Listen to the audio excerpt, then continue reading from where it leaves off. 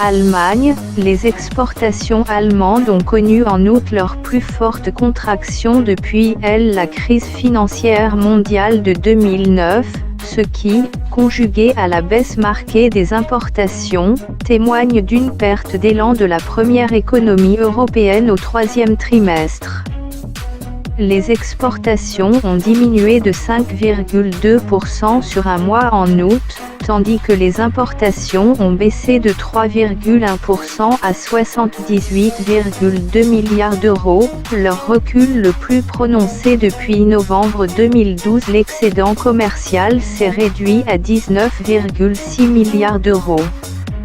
La Banque de France a révisé sa prévision de croissance de l'économie française au troisième trimestre 2015 à 0,2%, en repli de 0,1 point, dans sa troisième estimation fondée sur son enquête mensuelle de conjoncture de septembre publiée jeudi. Cette prévision est en ligne avec celle de l'INSEE qui a également revu en légère baisse son estimation pour le trimestre après un creux dans la production industrielle au printemps puis en juillet.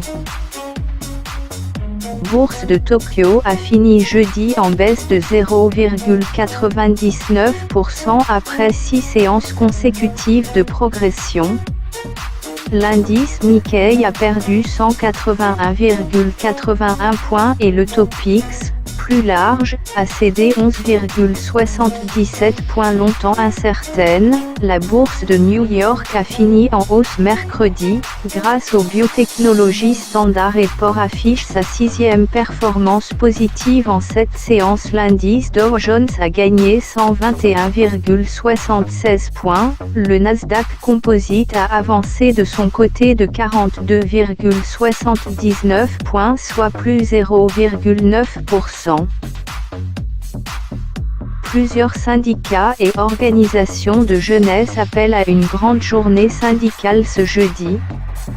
Ils réclament des hausses de salaire et la défense de l'emploi à Paris. La manifestation partira à 14h de la République en direction de la Nation. Dès vendredi, UB abaisse les tarifs de ses services UBX et UB Pool de 20%, révèle Thibaut Saint-Phal, directeur général d'UB. Pour notre service UB Pool, plusieurs passagers partageant un trajet en tout ou partie, nous ajoutons une baisse supplémentaire de 25% de 20h à 6h tous les jours dans un contexte de reconquête et d'extrême concurrence sur le terrain commercial.